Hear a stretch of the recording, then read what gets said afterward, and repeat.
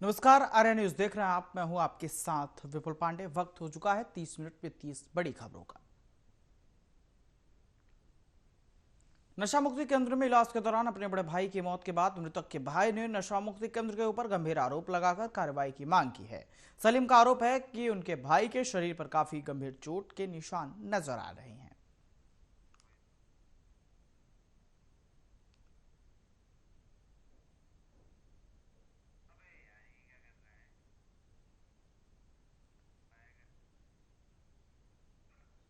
UP के मुरादाबाद में थाना कटघर इलाके में संपत्ति के विवाद में भाई ने ही अपने सगे छोटे भाई को गोली मार दी। गोली छोटे भाई के पैर में लगी, जिससे कि वह लहूलुहान होकर वहां गिर पड़ा। गोली लगने के बाद आपको बता दें कि आरोपी बड़ा भाई फरार हो गया। गोली चलने की सूचना पर पहुंची थाना कटघर पुलिस ने घायल को जिला अस्पताल पहुंचाया।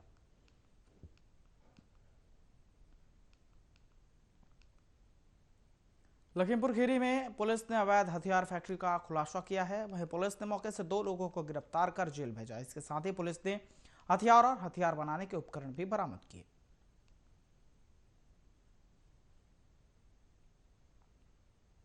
कोरोना से जंग जीतने के लिए पूरे देश में वैक्सीनेशन का अभियान चलाया जा रहा है। वर्तमान में सरकार के निर्देशों पर 60 वर्ष से अधिक आयु वाले लोगों का टीकाकरण किया जा रहा है। वहीं जालौन में रहने वाली 109 वर्षीय बुजुर्ग महिला ने टीकाकरण करवाकर देश में नया इतिहास रचा है। होली के पहले ही कोरोना संक्रमण को लेकर उत्तर प्रदेश में एक बार फिर सख्ती के संकेत मिलने लगे हैं। राजधानी लखनऊ में यदि मास्क नहीं लगाया तो इस पर जुर्माना लगाया जाएगा। घर से निकलने वालों को प्रशासन ने मास्क लगाने और कोरोना गाइडलाइन का पालन करने का सख्त हिदायत दिया है। उत्तर प्रदेश बोर्ड की 10वीं और 12वीं कक्षा की परीक्षा इस साल 8000 से ज्यादा परीक्षा केंद्र पर आयोजित होगी। 10वीं और 12वीं कक्षा की परीक्षाओं का आयोजन 24 अप्रैल से होगा। 10वीं एवं 12वीं कक्षा की बोर्ड परीक्षा 2 पालियों में होंगी। यूपी पंचायत चुनाव के लिए बीजेपी 3051 चुनावी सभाएं और 12000 सम्मेलन करवाएगी। जिला पंचायतों के सभी वार्डों में बीजेपी चुनावी सभा करेगी। इसके अलावा हर वार्ड में 4 सम्मेलन किए जाएंगे। वहीं हर वार्ड में आपको बता दें कि महिला, युवा, ओबीसी और अनुसूचित जाति सम्मेलन भी होगा। सभा प्रमुख अखिलेश यादव ने प्रदेश में बढ़ते प्रदूषण को लेकर योगी सरकार पर निशाना साधा। अखिलेश ने एक ट्वीट में योगी सरकार को बढ़ते प्रदूषण के लिए जिम्मेदार ठहराया। अखिलेश ने कहा कि अगर प्रदेश की बीजेपी सरकार उनकी पूर्ववर्ती सरकार में शुरू किए गए पर्यावरण संरक्षण में योगदान करने वाले कार्यों को नहीं रोकती तो आज उसे यह दिन नहीं देखना पड़ता। निषाद पार्टी के कार्यकर्ता निषाद और उपजातियों को अनुसूचित जाति में शामिल करने की मांग को लेकर जिलाधिकारी कार्यालय पहुंचे। आपको बता दें कि यहां पर वे जिलाधिकारी को ज्ञापन देने की मांग को लेकर अड़े थे। इस दौरान सिटी मजिस्ट्रेट और एसपी सिटी के साथ अन्य अधिकारियों ने उन्हें समझाने का प्रयास किया, लेकिन वे नहीं माने और डीएम कार्यालय में जमकर जबरन जब घुसने का प्रयास किया तो इस बीच झड़प भी हुई। पैसेंजर ट्रेन चालू करने को लेकर सपाइयों ने ज्ञापन दिया है। छोटी छोटी दूरी तय करने को लेकर जनता को खासी समस्या रही। बता दें कि सपाइयों ने रिजर्वेशन टिकट प्रणाली पर भी सवाल उठाए। पंजाब में कोरोना के बढ़ते मामलों को देखते हुए मुख्यमंत्री कैप्टन अमरिंदर सिंह ने 9 जिलों में नाइट कर्फ्यू लगाने का ऐलान किया है। यह नाइट कर्फ्यू रात 9 बजे से सुबह 5 बजे तक लागू रहेगा। यह नाइट कर्फ्यू हालात पर काबू पाने तक जारी रहेगा। 3 दिन घर से लापता युवक का बाग में शव मिला है। मौके पर पहुंची पुलिस ने शव को कब्जे में लेकर पोस्टमार्टम के लिए भेज दिया है। मैलानी थाना इलाके का यह पूरा मामला है। पामगढ़ विधानसभा क्षेत्र के ग्राम पंचायत भौतरा में आपको बता दें कि सरपंच और सचिव द्वारा ग्राम पंचायत भौतरा में फर्जी बिल पेश करके 9,36,800 रुपए राशि का आहरण कर लिया गया, जिसकी जानकारी ग्रामीणों को होने के बाद पूरे मामले की लिखित शिकायत सीईओ के साथ एसडीएम और कलेक्टर को दी गई, जिसके बाद ग्राम पंचायत भौतरा में हुए भ्रष्टाचार की जांच के लिए आदेश जारी किया गया। बुलंदशहर पुलिस को बड़ी कामयाबी हाथ लगी है। आपको बता दें कि थाना खुर्जा देहात पुलिस ने एक शातिर चोर को गिरफ्तार किया है। चोर के पास से एक मोटरसाइकिल, अवैध असलाह और कारतूस बरामद किए हैं। बीती रात चेकिंग के दौरान पुलिस ने चोर को गिरफ्तार किया था।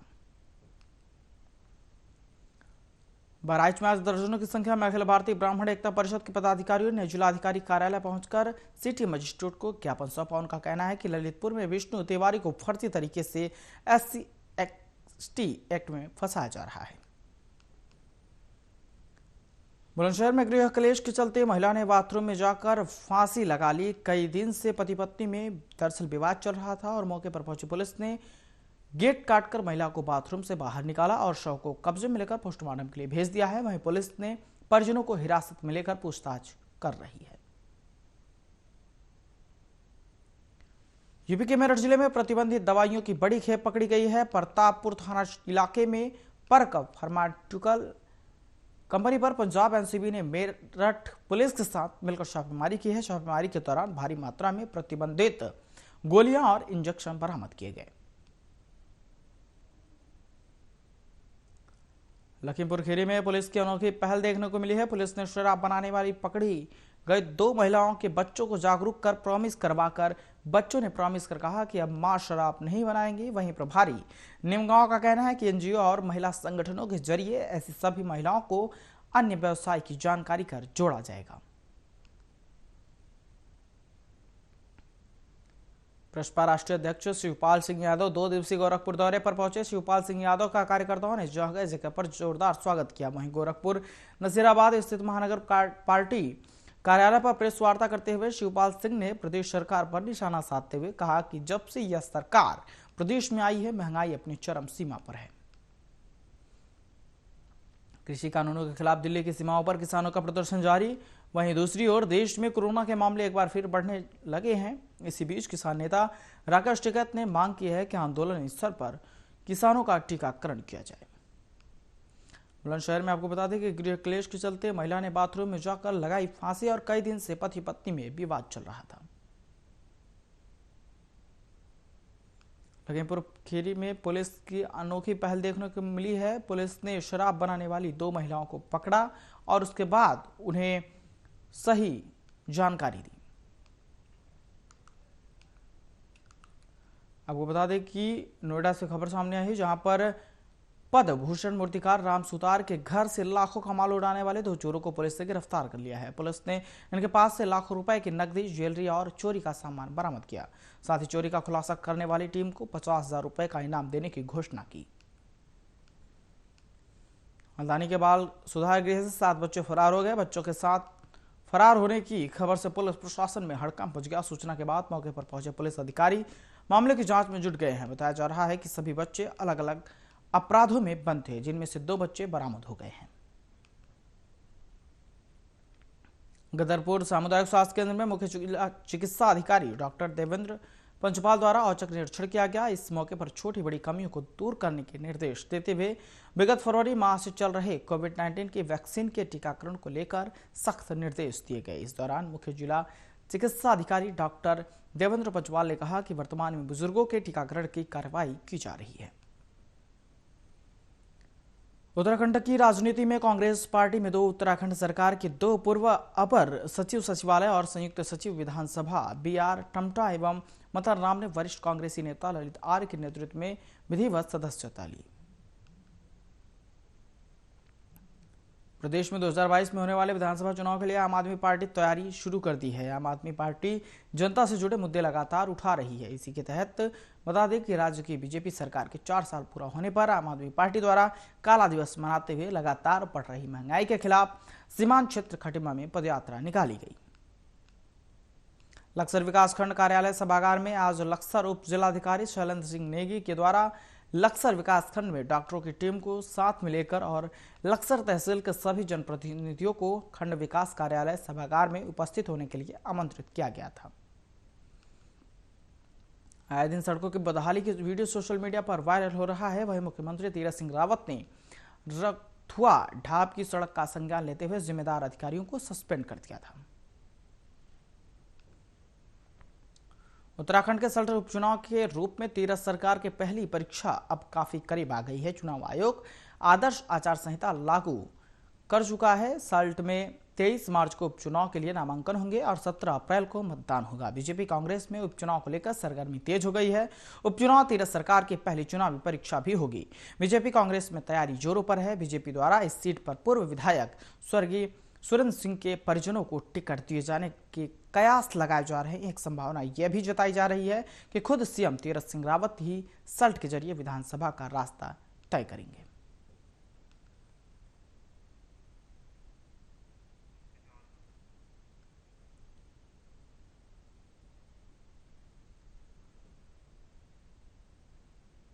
तीस मिनट में 30 बड़ी खबरों का रुख करते हैं अब और बड़ी खबरों का। आपको बता दें कि पश्चिम बंगाल में चुनावी घमासान अपने चरम सीमा पर जा चुका है। बीजेपी और टीएमसी के बीच कड़ा मुकाबला देखने को मिल रहा है। वहीं बंगाल विधानसभा चुनाव के लिए खड़गपुर में एक चुनावी रैली के दौरान मुख्यमंत्री ममता बनर्जी ने बीजेपी पर कई गंभीर आरोप लगाए। उन्होंने बीजेपी पर चुनाव के दौरान पैसा बांटने की कोशिश करने का आरोप भी लगाया। ममता बनर्जी ने कहा कि चुनाव के दौरान अगर बीजेपी पैसा देती है तो उसके सामने अपना सिर नहीं झुकाइए, क्योंकि याद रखिए ये पैसा जनता का ही है। उन्होंने बीजेपी पर हमला बोलते हुए कहा कि चुनाव के दौरान बीजेपी पैसों से भरा बैग लेकर आते हैं और जनता में बांटते हैं, लेकिन जब कोई परेशानी आती है तब वो कहीं भी नजर नहीं आते। पश्चिम बंगाल विधानसभा चुनाव के लिए आज बीजेपी ने 148 उम्मीदवारों की घोषणा की। बीजेपी ने मुकुल रॉय, उनके बेटे शुभांगु रॉय, राहुल सिन्हा और सांसद जगन्नाथ सरकार को टिकट दिया। पार्टी ने एक्ट्रेस्ट पार्नो मित्र को भी उम्मीदवार बनाया है। पूर्व केंद्रीय मंत्री मुकुल रॉय कृष्णनगर उत्तर से और उनके बेटे शुभांशु को बीजपुर से उम्मीदवार बनाया गया है।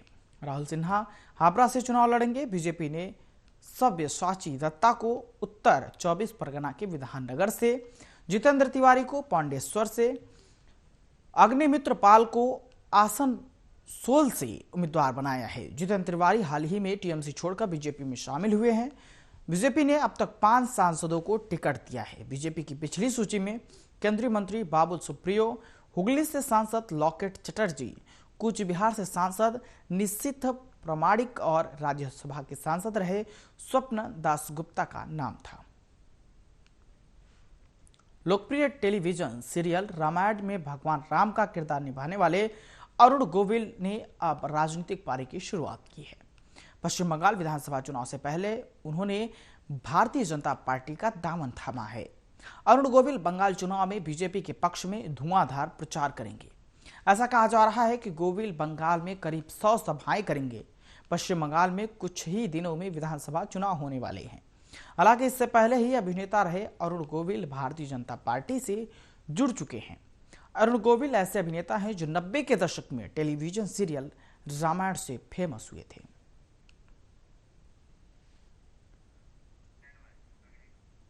देश में एक बार फिर कोरोना वायरस बेकाबू हो रहा है। कोरोना के नए मरीजों का आंकड़ा लगातार बढ़ रहा है। महाराष्ट्र, मध्य प्रदेश, गुजरात और दिल्ली समेत कई राज्यों में स्थिति भयावह होती नजर आ रही है। वहीं दिल्ली के मुख्यमंत्री अरविंद केजरीवाल ने बड़ा ऐलान करते हुए कहा कि दिल्ली में अब प्रतिदिन 1.25 लाख टीके लगाए जाएंगे। उन्होंने कहा कि इससे पहले 30 से 40 हजार टीके लगाए जा रहे थे। केजरीवाल ने कहा कि दिल्ली में पिछले 3 दिनों में कोरोना के मामलों में बढ़ोतरी देखने को मिली है। बढ़ोतरी है लेकिन मामूली है, ज्यादा घबराने की जरूरत नहीं है। हम स्थिति पर नजर बनाए हुए हैं, हम विशेषज्ञों से राय ले रहे हैं। उन्होंने कहा कि हम वैक्सीन केंद्रों की संख्या 500 से बढ़ाकर 1000 करेंगे। सरकारी केंद्रों में वैक्सीन देने का समय सुबह 9 बजे से शाम 5 बजे तक है। अब इसे बढ़ाकर सुबह 9 बजे से रात 9 बजे तक कर दिया जाएगा। उन्होंने कहा कि मेरा केंद्र से निवेदन है कि देश में वैक्सीन का उत्पादन बढ़ गया है। जो वैक्सीन के योग्य नहीं है उनको छोड़कर सबको वैक्सीन उपलब्ध करवाना चाहिए। महाराष्ट्र समेत कई राज्यों में कोरोना का कहर बढ़ता जा रहा है। महाराष्ट्र में पिछले 24 घंटे में 25,833 कोरोना के नए केस सामने आए। वहीं 58 लोगों की मौत भी हुई, जबकि अहमदाबाद में कोरोना के बढ़ते मामलों को देखते हुए कल से नाइट कर्फ्यू लगाने का फैसला किया गया है। अहमदाबाद में शनिवार और रविवार को मॉल, सिनेमा हॉल बंद रहेंगे। गुजरात के कई इलाकों में कोरोना के नए केस तेजी से बढ़ रहे हैं। ऐसे में अहमदाबाद म्यूनिसिपल कॉरपोरेशन ने फैसला किया है कि कल रात 9 बजे से शहर में नाइट कर्फ्यू लागू होगा। इसके अलावा शनिवार और रविवार को मॉल, सिनेमा आदि सार्वजनिक जगहों को बंद रखने का आदेश भी दिया गया है।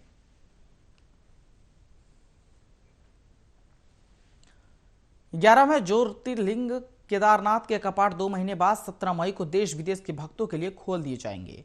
ऐसे में केदारनाथ यात्रा के लिए मात्र 2 महीने बचे हैं। इसके लिए प्रशासन ने भी केदारनाथ यात्रा की तैयारी शुरू कर दी है। डीएम रुद्रप्रयाग जहां यात्रा की तैयारियों को लेकर अधिकारियों के साथ लगातार बैठक कर रहे हैं, वहीं आगामी 25 मार्च से यात्रियों को ढोने वाले घोड़े और खच्चरों का पंजीकरण होगा और लाइसेंस प्रक्रिया शुरू की जाएगी। केदारनाथ यात्रा के पैदल मार्ग का डीएम अनुज गोयल बीते दिनों पैदल ही निरीक्षण कर चुके हैं। निरीक्षण के दौरान डीएम ने गौरीकुंड से केदारनाथ तक पैदल मार्ग का निरीक्षण किया था।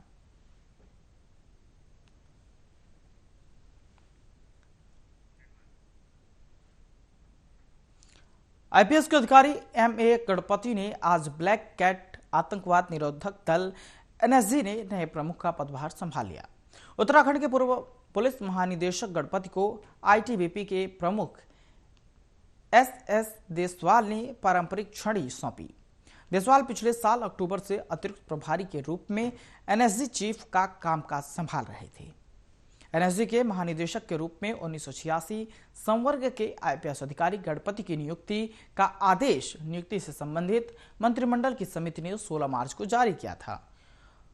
वह इस पद पर फरवरी 2024 तक रहेंगे, तब तक 60 साल के हो जाएंगे।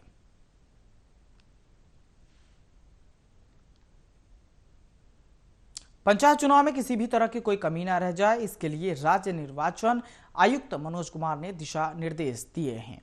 आयुक्त मनोज कुमार प्रदेश के सभी 75 जिलों के डीएम और एसपी के साथ वीडियो कॉन्फ्रेंसिंग की।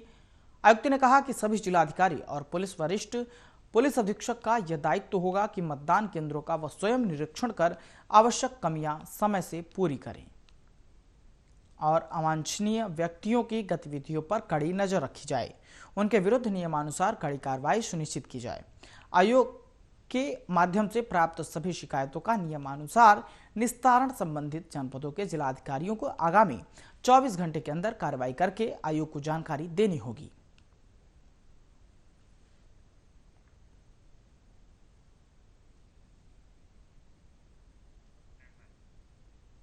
देश भर में महिलाओं के खिलाफ हो रहे अपराधों को लेकर सुप्रीम कोर्ट, हाई कोर्ट और निचली अदालतों की टिप्पणियों के आधार पर एक गाइडलाइन तैयार की गई है।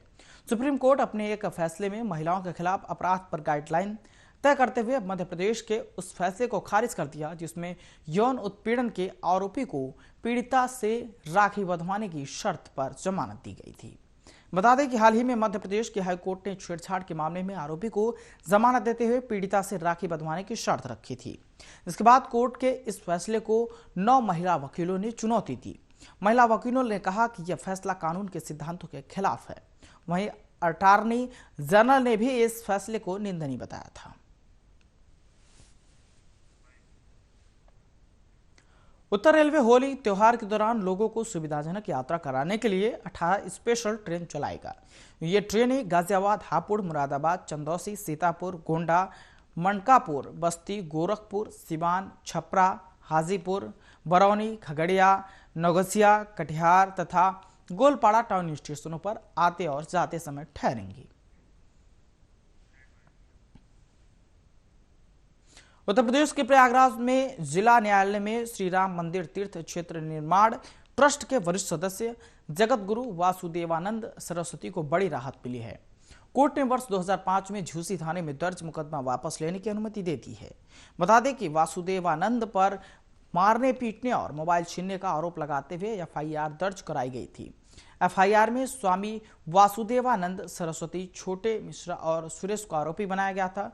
मामले में योगी सरकार द्वारा मुकदमा वापस लेने की अर्जी कोर्ट में इसी साल 22 जनवरी को दाखिल की गई थी। अर्जी को अब कोर्ट ने स्वीकार कर लिया है। कोर्ट ने दोनों पक्षों की दलीलों को सुनने के बाद कहा है कि मुकदमा सजा के लायक नहीं है। उत्तर प्रदेश बोर्ड की 10वीं और 12वीं कक्षा की परीक्षाएं इस साल 8000 से ज्यादा परीक्षा केंद्रों पर आयोजित होगी। 10वीं और 12वीं कक्षा की परीक्षाओं का आयोजन 24 अप्रैल से होगा। 10वीं एवं 12वीं कक्षा की बोर्ड परीक्षा 2 पालियों में होंगी। पहली पाली की परीक्षा सुबह 8 बजे से लेकर 11:15 तक होगी और दूसरी पाली की परीक्षा दोपहर 2 बजे से शाम 5:15 तक होगी। इस साल कुल 56,03,813 छात्रों ने 10वीं और 12वीं बोर्ड परीक्षाओं के लिए पंजीकरण किया है।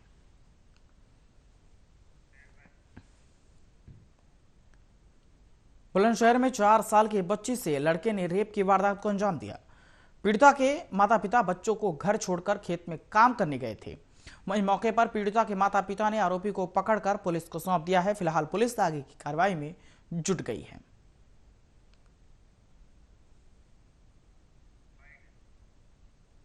नगर क्षेत्र में एक माता पिता अपने छोटे बच्चों को छोड़ करके जंगल में काम करने गए थे। लौट के आने पे उनके बच्ची घर पे नहीं मिली, तो उन्होंने बगल वाले घर में जाके देखा तो वहाँ पड़ोसी का एक लड़का जो लगभग 16-17 साल का बताया जा रहा है, वो लड़की के साथ था और लड़की के साथ उसने दुष्कर्म किया था। तत्काल जो है उसको गिरफ्तार कर लिया गया है। पीड़िता को जो है इलाज। कोरोना संक्रमण को लेकर उत्तर प्रदेश में एक बार फिर सख्ती के संकेत मिलने लगे हैं। राजधानी लखनऊ में यदि मास्क नहीं लगाया तो इस पर जुर्माना लगाया जाएगा। घर से निकलने वालों को प्रशासन ने मास्क लगाने और कोरोना गाइडलाइन का पालन करने की सख्त हिदायत दी है। केमिस्ट एसोसिएशन ने भी बिना मास्क मेडिकल स्टोर पर दवाई नहीं देने का फैसला कर लिया है। दवा व्यापारियों का मास्क लगाने को लेकर कहा गया है कि चारबाग स्टेशन व लखनऊ जंक्शन पर बगैर मास्क के दिखने पर रेलवे प्रशासन 100 रुपए जुर्माना वसूल करेगा। एक बार फिर बता दें कि कई राज्यों में कोरोना दस्तक देता दिख रहा है। कई जगहों पर कोरोना संक्रमण के मामले बढ़ने लगे हैं। इसी को लेकर लखनऊ केमिस्ट एसोसिएशन ने एक बैठक कर कोरोना नियमों के पालन कराने को लेकर एक महत्वपूर्ण फैसला किया है। यूपी के ललितपुर शहर के कोतवाली क्षेत्र में एक महिला सिपाही के साथ छेड़छाड़ करने के बाद आरोप में एक व्यक्ति को गिरफ्तार कर लिया गया है। पुलिस सूत्रों ने बताया है कि शहर में एक मोहल्ले की रहने वाली 28 वर्षीय एक महिला हमीरपुर जिले में कांस्टेबल के पद पर तैनात है। वह परास्नातक की परीक्षा देने के लिए छुट्टी में अपने घर आई थी। उन्होंने बताया कि पीड़िता मंगलवार को महाविद्यालय से परीक्षा देकर लौट रही थी, तभी मोटरसाइकिल सवार 3 युवकों ने उसे छेड़छाड़ की और विरोध करने पर उसे लाठी डंडों से पीटा। सूत्रों ने बताया है कि इस सिलसिले में मुख्य आरोपी मोगली यादव को गिरफ्तार कर लिया गया है और 2 अन्य आरोपियों की तलाश जारी है। बिग बॉस 13 के कंटेस्टेंट पारस छाबड़ा और माहिरा शर्मा आए दिन अपनी तस्वीरों और वीडियो को लेकर चर्चा में रहते हैं। दोनों का नया सॉन्ग रंग लगया आज रिलीज हो गया, जो काफी तेजी से इंटरनेट पर वायरल हो रहा है। ये गाना कश्मीर में शूट किया गया है। पारस ने अपने गाने का टीजर सोशल मीडिया अकाउंट पर भी शेयर किया था। कोरोना लॉकडाउन के बाद कई सितारों की तरह कैटरीना कैफ भी काम पर लौट आई हैं। वह पिछले कुछ समय से फरहान अख्तर के प्रोडक्शन में बन रही फिल्म फोन भूत की शूटिंग में बिजी हैं। आज उन्होंने अपनी फिल्म की ओर हिट देते हुए अपने नए लुक की तस्वीर शेयर की। हालांकि उन्होंने फिल्म का नाम नहीं बताया।